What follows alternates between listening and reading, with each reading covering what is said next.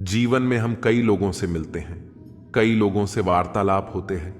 कई लोग प्रसन्न प्रतीत होते हैं तो कई लोग चिंतित प्रतीत होते हैं। यदि आप यह समझने का प्रयास करें कि कौन अधिकतर प्रसन्न रहता है, कौन अधिकतर चिंतित रहता है, तो आप पाएंगे कि बूढ़े औजर युव अधिकतर समय चिंता में रहते, दूसरी ओर बच्चे सदा प्रसन्न रहते। चिंता की एक रेखा तक नहीं होती। कारण क्या है? अब आप कहेंगे कि बालक में इतनी समझ ही कहां होती कि वह जीवन की समस्याओं को समझ पाए, कठिनाइयों को समझ पाए। बात यह है कि वृद्ध के विषय में यदि हम बात करें तो वह अपने बीते हुए समय के विषय में सोच सोच कर दुखी हो जाता है। युवक अपने भविष्य के विषय में सोच सोच कर चिंता में रहता है, किंतु बालक केवल वर्तमान में जीता है, इसीलिए प्रसन्न रहते हैं। देखें, बात बड़ी ही सरल है। आप भूतकाल को नहीं बदल सकते। अब यदि आपको अपने भविष्य को और उज्जवल बनाना है तो आज कर्म करने होंगे, आज परिश्रम करना होगा। तो भूल जाइए न भूतकाल और भविष्य की चिंता को, वर्तमान का आनंद लें, क्योंकि यही वर्तमान आपका भविष्य उज्जवल भी बना सकता है। यही वर्तमान आने वाले समय में आपका वह भूतकाल बन सकता है जिस पर आपको गर्व है। मुझसे लोग कहते हैं कि कान्हा, तुम तो स्वयं नारायण हो, चुटकी बजाते ही सब कुछ ठीक क्यों नहीं कर देते? अब मैं उनको क्या समझाऊं? चलिए आप स्वयं सोचकर देखें। शेर वन का राजा कहलाता है, परंतु क्या शेर की केवल इच्छा करने से कोई मृग स्वयं चलकर उसके पास आ जाएगा? उसका आहार बनने के लिए, किसी भी कार्य को कार्यान्वित करने के लिए आपको प्रयास करने होंगे, परिश्रम करना होगा, तब जाकर वो संपन्न होगा। केवल इच्छा से कुछ नहीं होता है, इच्छा से बनती है सोच, और उन्हें साकार करने के लिए भी आपको परिश्रम करना पड़ता है। मान लीजिए आपने इच्छा की खाना खाने की, और किसी दानी ने आकर आपके समक्ष भोजन रख दिया, तब भी उसे खाने का श्रम आप ही को करना होगा। जिससे प्रेम है उससे इच्छा नहीं करो, बस निस्वार्थ निश्चल भाव से प्रेम करो।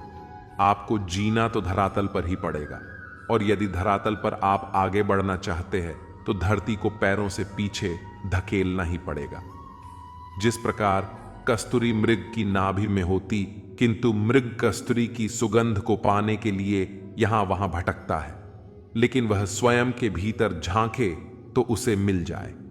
जैसे सुर बांसुरी के भीतर ही होते हैं, बस आवश्यकता है तो उसे खोजने के प्रयास की। इसी हमारी शक्ति जो हमारे भीतर छिपी है।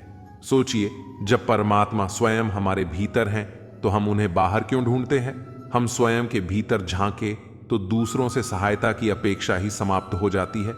तो जीवन में किसी की सहायता के लिए आस लगाए बैठे ना, कि बजाय स्वयं अपना सहायक बने।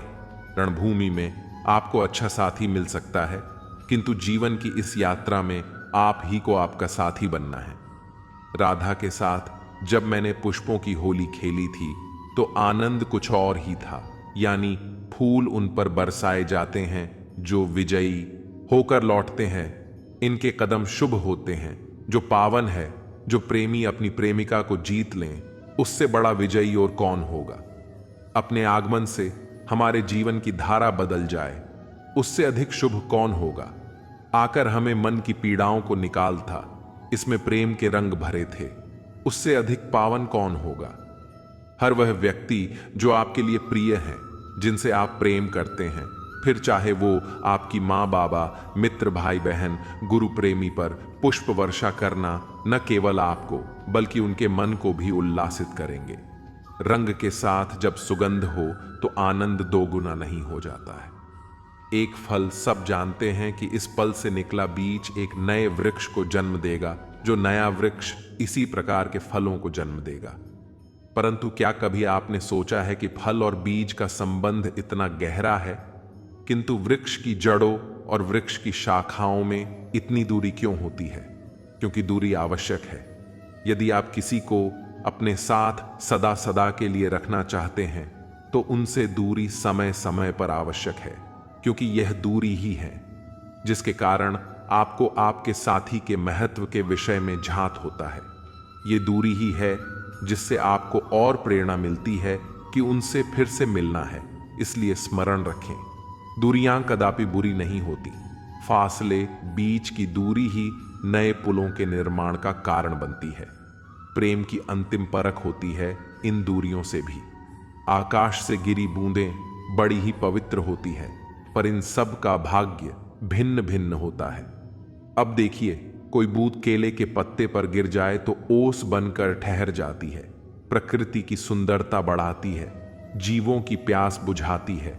यदि कोई बूंद सिप में गिर जाए तो मोती बन जाती है, और यदि कोई बूंद सर्प मुख में गिरे तो विष बन जाती है। अब सबकी उत्पत्ति एक ही है, किंतु गुण भिन्न भिन्न है। कारण क्या है? कारण है संगत। संगति का प्रभाव बड़ा ही भीषण होता है।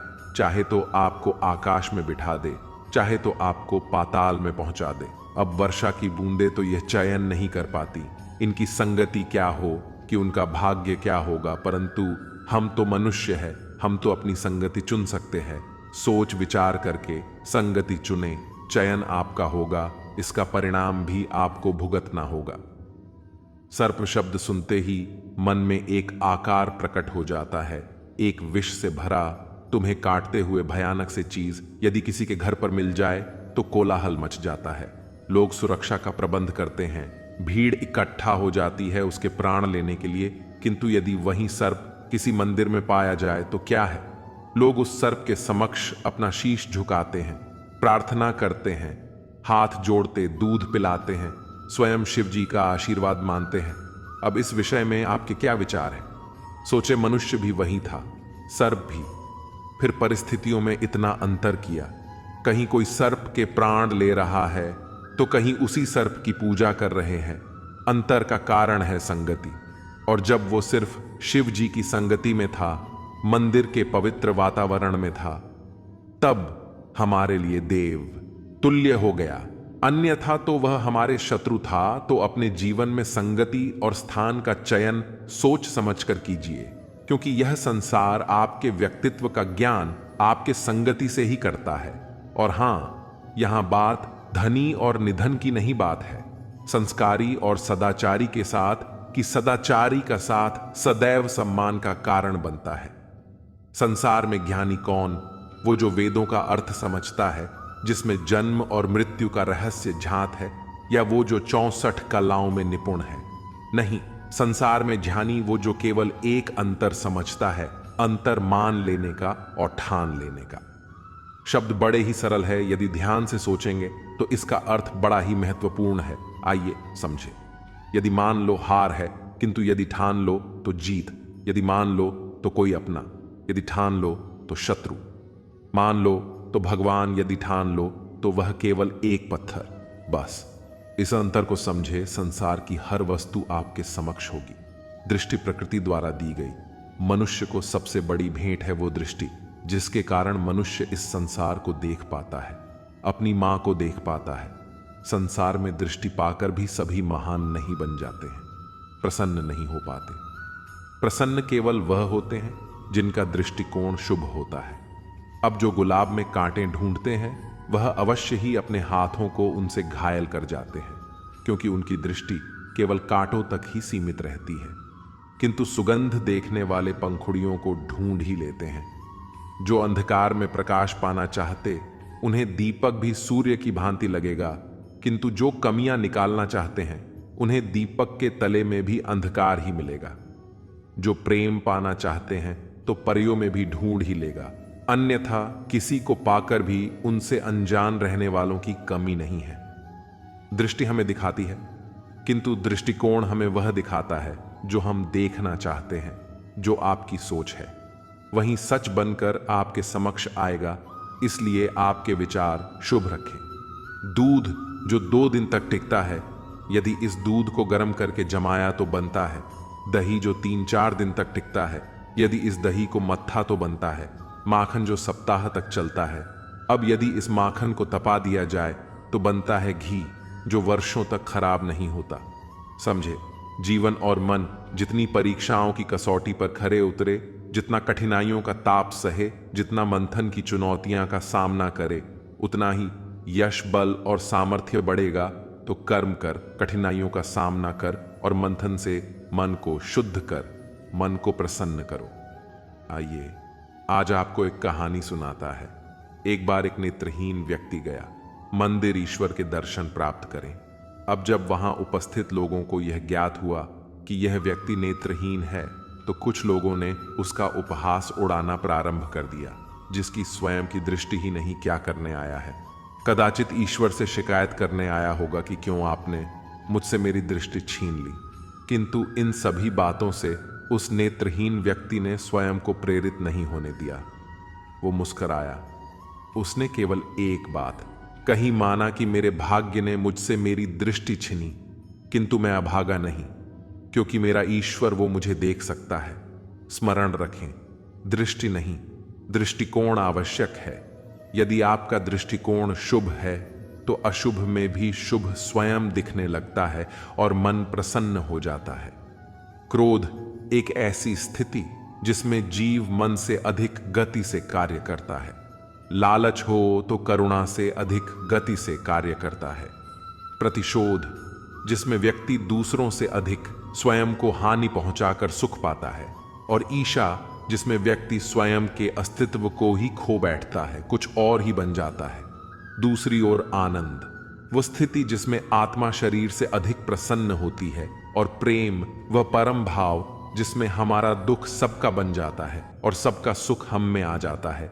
तो प्रेम को पकड़ो। ईर्ष्या, लालच और प्रतिशोध में रहना छोड़ो, आनंद में रहकर प्रेम से जीवन व्यतीत करो। यदि जांचने जाओ तो ऐसा कोई रत्न नहीं जिसमें कोई खोट ना हो, किंतु यदि मन में बसा प्रत्येक रत्न हमारे लिए सर्वश्रेष्ठ।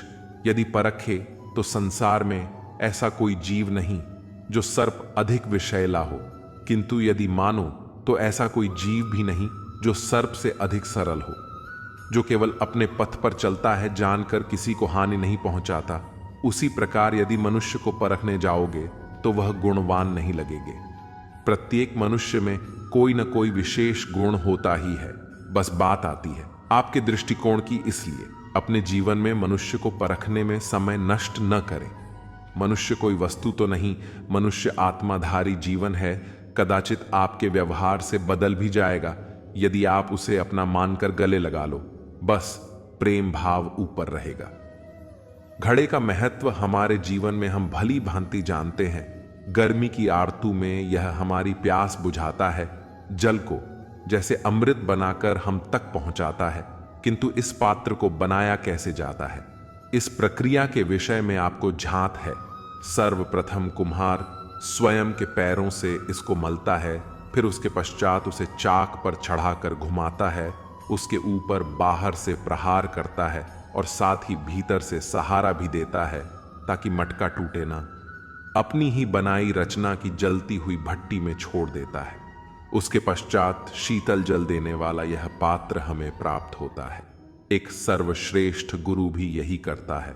सर्वप्रथम हमारे मन में छिपे संभावनाओं को निकालने के लिए हमें मथता है, फिर कठोरता से हमें आकार देता है, उसी के साथ हमें सहारा भी देता है। उसके पश्चात परीक्षा की अग्रणी उस भट्टी में छोड़ देता है। इसी से हमारा अस्तित्व बनता है। इसलिए यदि आपके गुरु कठोर हो तो उनसे कुपित न हो, क्रोधित न हो। वहीं वो कुम्हार हैं जो आपके जीवन के पात्र को एक सुंदर सा आकार देते हैं। जीवन में जैसे जैसे आप आगे बढ़ते हैं, वैसे वैसे आप कई लोगों से मिलते हैं। उनमें से कुछ आपका उत्साह बढ़ाते हैं, कुछ आपको शक्ति देते हैं, कुछ हताश हो जाते हैं, तो कुछ आपके ऊपर पत्थर फेंकने लगते हैं। ऐसे में हम में से अधिकतर लोग क्या करते हैं, दूसरों के कर्मों के कारण स्वयं विस्मृत हो जाते हैं, क्रोधित हो जाते हैं। उस पर उनसे लड़ने और प्रतिशोध की भावना लेकर उन्हीं के फेंके हुए पत्थर उन्हीं के पास फेंकने का प्रयास करते हैं। किंतु इससे होता क्या? यह है आपका लक्ष्य है, यह आपकी राह है। अब इन्हीं सारी बातों के कारण आप यहीं रुककर इनका सामना करने लगते हैं। इसमें सफलता प्राप्त हुई, किंतु आपको नहीं, उन लोगों को जिन्होंने आपको रोकने की मंशा से आपके ऊपर पत्थर फेंकना प्रारंभ किया था।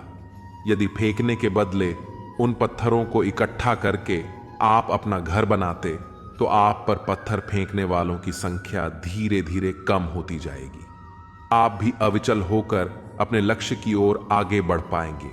तो आलोचना से लड़कर स्वयं का समय व्यर्थ करना चाहते हैं या अपने लक्ष्य की ओर अपना ध्यान केंद्रित करना चाहते हैं, निर्णय आपका है।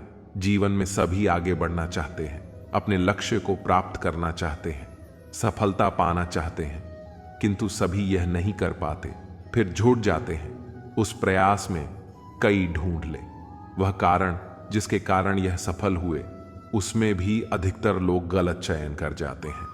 मेरी इस बात को मैं आपको विस्तार में समझाता हूं। बात कुछ यूं है, यदि मेरे दांतों में पीड़ा है, पेट दर्द का काढ़ा पीने से कुछ नहीं होगा। यदि नींव में समस्या है तो शिखर को कितना भी सजा लो, भवन तो गिरेगा ही।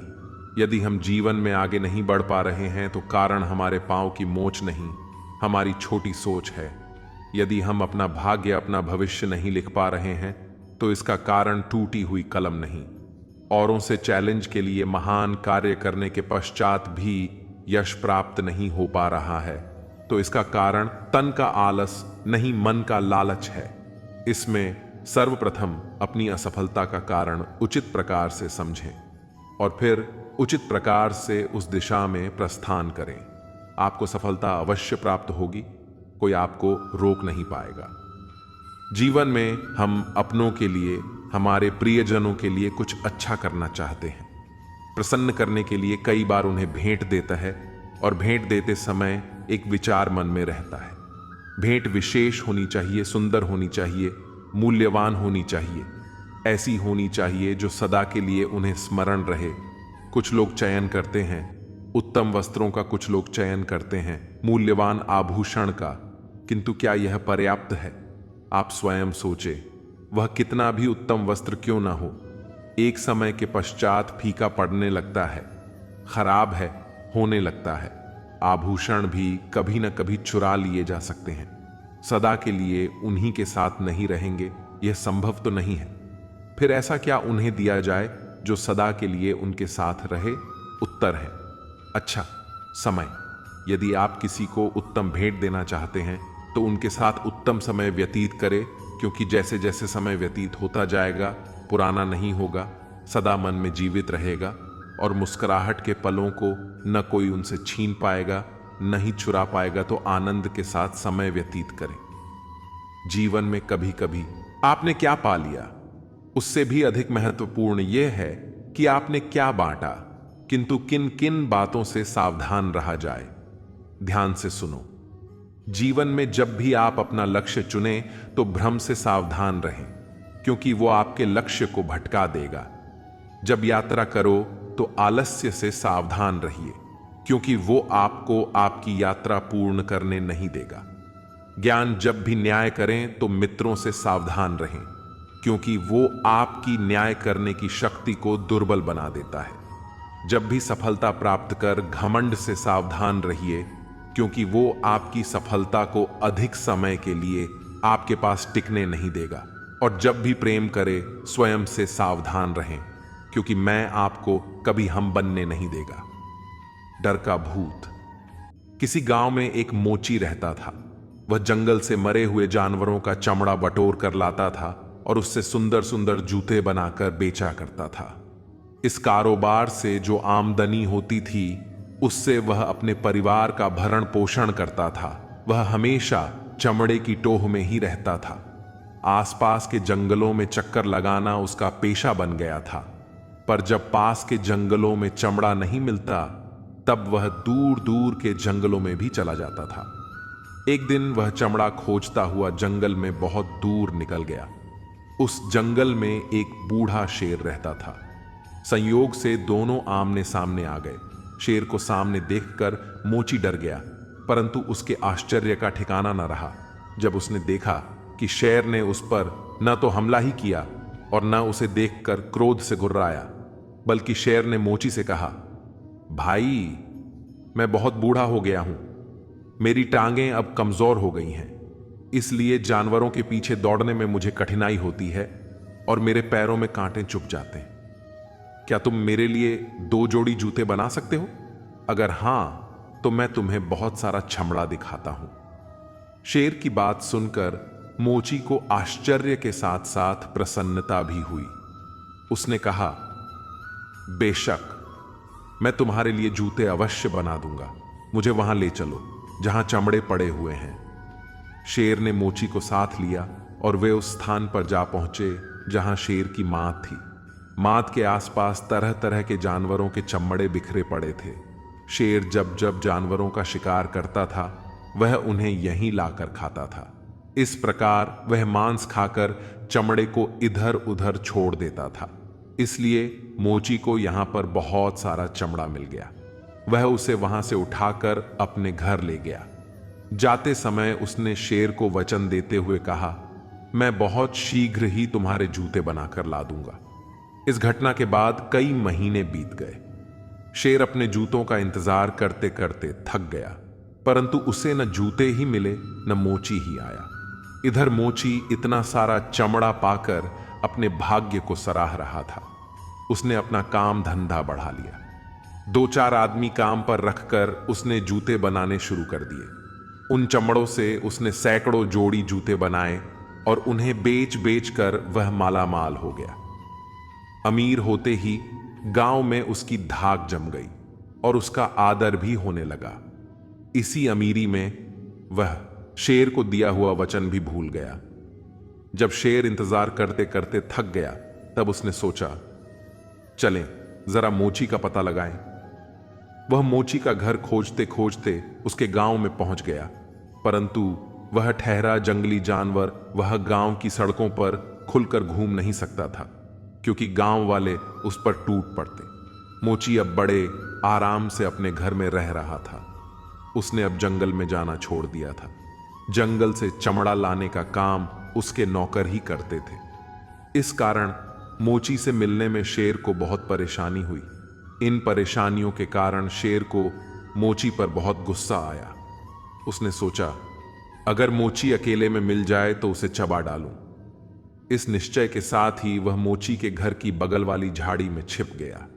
उसने तय कर लिया था कि जब कभी मोची घर से अकेले निकलेगा वह उस पर टूट पड़ेगा। इस तरह 2 दिन गुजर गए, परंतु मोची घर से अकेले एक बार भी नहीं निकला। जब वह निकलता तो उसके साथ कोई न कोई अवश्य होता, किंतु तीसरे दिन संध्या के बाद जब सब काम करने वाले घर चले गए तो मोची को चमड़े के एक टुकड़े की जरूरत पड़ी। वह चमड़े का टुकड़ा सूखने के लिए बाहर डाल दिया गया था। उसे लेने के लिए रात के अंधेरे में वह अकेला ही बाहर निकल पड़ा। ज्यों ही वह घर से निकला, वर्षा की मोटी मोटी बूंदें पड़ने लगीं। मोची बरामदे में ही खड़ा हो गया और खड़े खड़े बोलने लगा, न डर बाघ से न डर सिंह से, बस डर ए ही टिप टिपवा से। मतलब ये कि उसे न बाघ से डर है न शेर से, परंतु वर्षा की टपटप बूंदों से वह बहुत डरता है। उधर झाड़ी में बैठा हुआ शेर भी उसकी बात सुन रहा था, पर मोची की बात का अर्थ उसकी समझ में नहीं आया। नतीजा यह हुआ कि वह बहुत ही डर गया। उसने मन ही मन सोचा कि टिप टिपवा कौन सा जानवर है जो आदमी उससे इतना डरता है। हो न हो ये कोई बड़ा भयानक जानवर होगा जो किसी भी समय यहां आ सकता है, इसलिए यहां बैठे रहने से खतरा है। यहां से भाग जाने में ही भलाई है। इतना सोचकर वह झाड़ी से निकला और मोची के सामने से होकर जंगल की ओर भागने लगा। रात के अंधेरे में मोची ने जैसे ही उसे भागते हुए देखा, उसे अपने गांव के धोबी के भागे हुए गधे की बात याद आ गई। उसने सोचा, यह धोबी का वही गधा है जो कई दिनों से लापता है, चलो इसे पकड़ लें।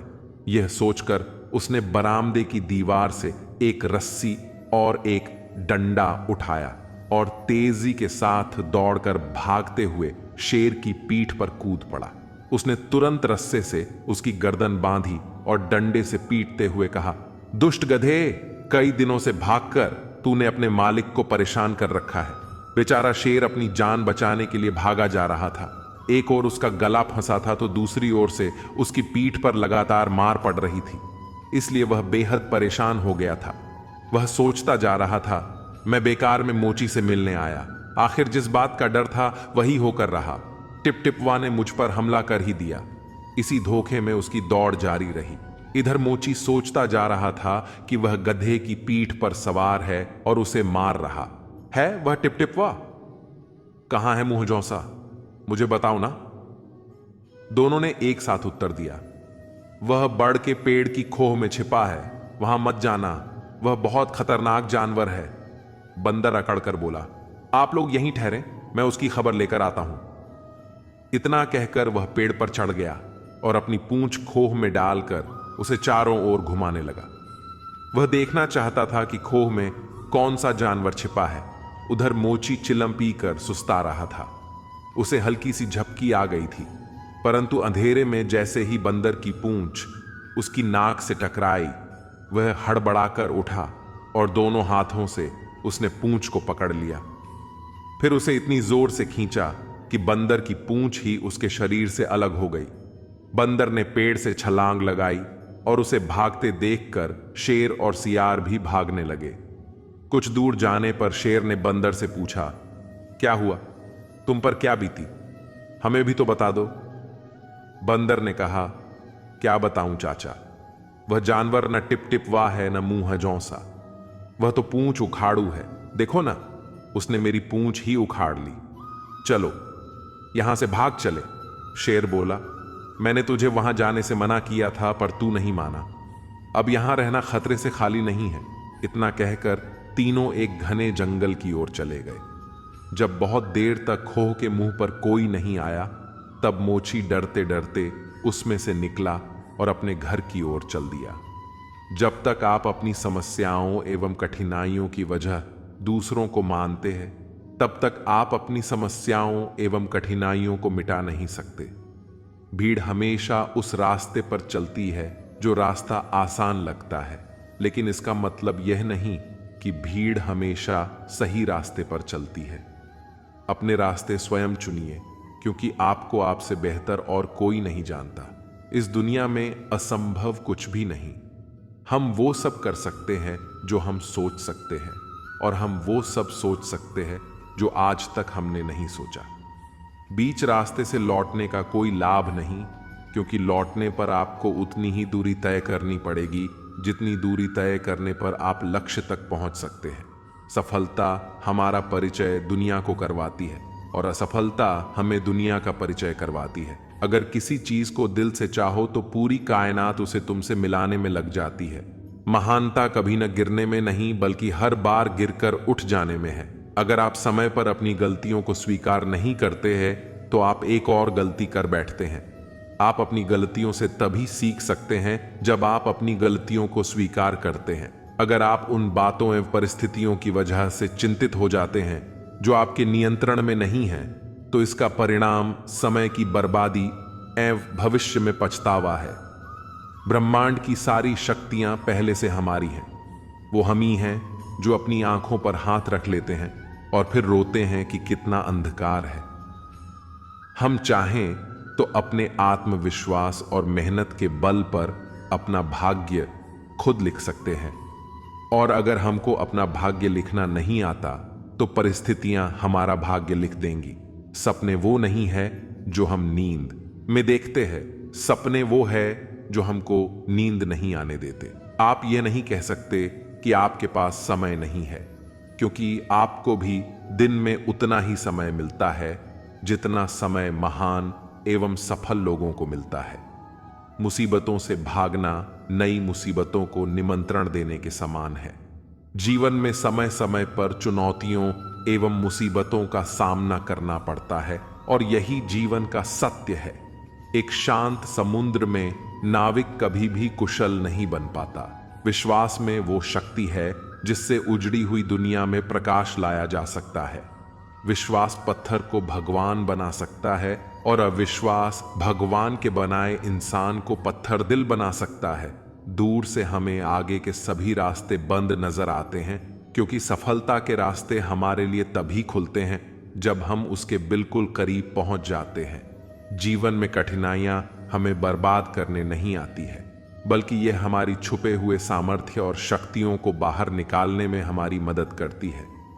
कठिनाइयों को यह जान लेने दो कि आप उससे भी ज्यादा कठिन हो। किसी डिग्री का ना होना दरअसल फायदेमंद है। अगर आप इंजीनियर या डॉक्टर हैं तब आप एक ही काम कर सकते हैं। पर यदि आपके पास कोई डिग्री नहीं है तो आप कुछ भी कर सकते हैं। अपने सपनों को जिंदा रखिए।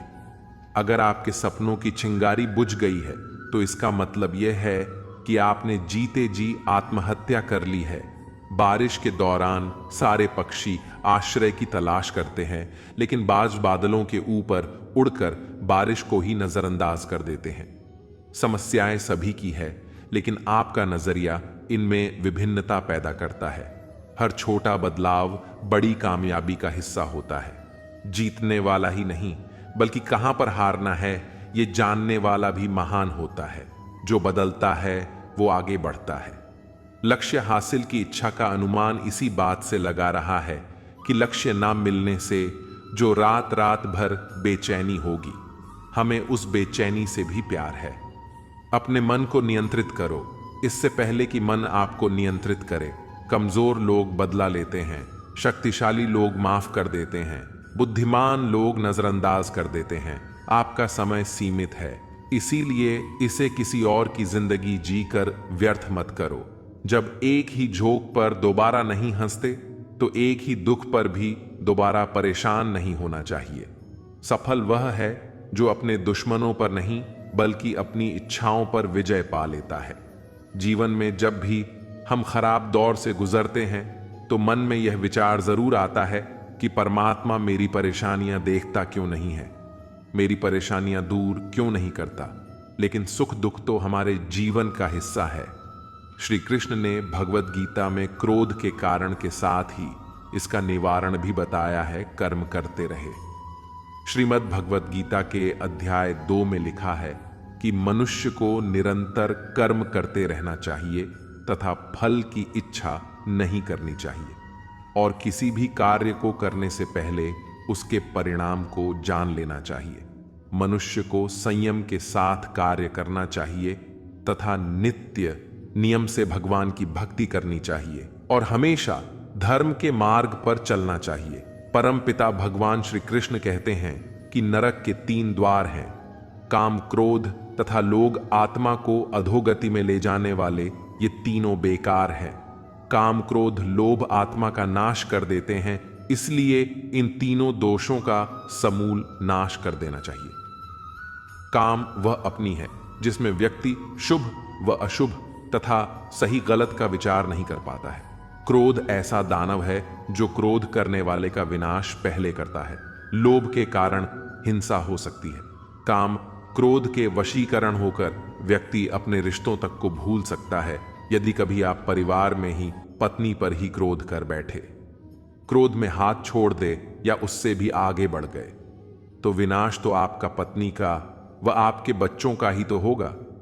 क्रोध हिंसा को जन्म देता है। बहुत सामान्य विवाद की स्थिति होने पर ही क्रोध में आकर कोई व्यक्ति किसी की जान तक ले सकता है।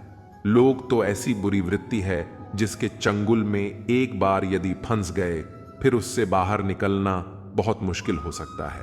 परिवार में ही किसी की संपत्ति का, लोग व्यवसाय में ही लोभ के चक्कर में कुछ गलत कार्य, यहां तक कि मित्रों से ही लोभ के कारण विवाद इत्यादि कम ऐसे हैं जिससे सिर्फ कष्ट व दुख मिलना है। इसीलिए भगवान कृष्ण ने काम, क्रोध व लोभ को नरक का द्वार कहा है। द्वार से ही प्रवेश होता है। इसलिए भगवान ने यहां स्पष्ट कर दिया है कि यदि तीनों दोषों में कोई भी दोष आपके अंदर विद्यमान है तो नरक का प्रवेश द्वार आपके स्वागत में खुला है तथा आत्मा की अधोगति यानी अवनति की बात कही है। आत्मा अपने कर्म व तप से उन्नति की ओर बहती है। वह परम उन्नति प्राप्त करने में कई जन्म लग जाते हैं, लेकिन दिशा तो सही है। यदि हम इन तीनों का समूल नाश करके भगवान की भक्ति करते हैं तो ईश्वर हमको अपनी अविनाशी भक्ति प्रदान करते हैं। ये समय एकांतवास का है। याद करो कब क्रोध किए, किस पर किए, क्योंकि कहीं आप गलत तो नहीं थे। आपने कहीं क्रोध में आकर कोई पाप तो नहीं किया है। ये समय चिंतन व आत्मावलोकन का है। उन पापों का प्रायश्चित करें। काम, क्रोध, लोभ का समूल नाश करने का संकल्प लें व अपने जीवन को श्री कृष्ण भक्ति में समर्पित करें। श्रीमद् भागवत गीता का ज्ञान जीवन के लिए उपयोगी माना गया है। इसका अनुसरण करने वाला व्यक्ति सर्वश्रेष्ठ होता है। आइए जानते हैं, जाने श्री कृष्ण के अनमोल उपदेशों के बारे में। श्रीमद् भागवत गीता में भगवान कृष्ण के उपदेशों का वर्णन है। गीता के उपदेश श्री कृष्ण ने महाभारत युद्ध के दौरान अर्जुन को दिए थे। गीता में दिए उस आज भी उतने ही प्रासंगिक है और मनुष्य को जीवन जीने की सही राह दिखाते हैं। गीता की बातों को जीवन में अपनाने से व्यक्ति को खूब तरक्की मिलती है। गीता एकमात्र ऐसा ग्रंथ है जो मानव को जीने का ढंग सिखाता है। गीता जीवन में धर्म, कर्म और प्रेम का पाठ पढ़ा दी है। श्रीमद् भागवत गीता का ज्ञान मानव जीवन के लिए उपयोगी माना गया है।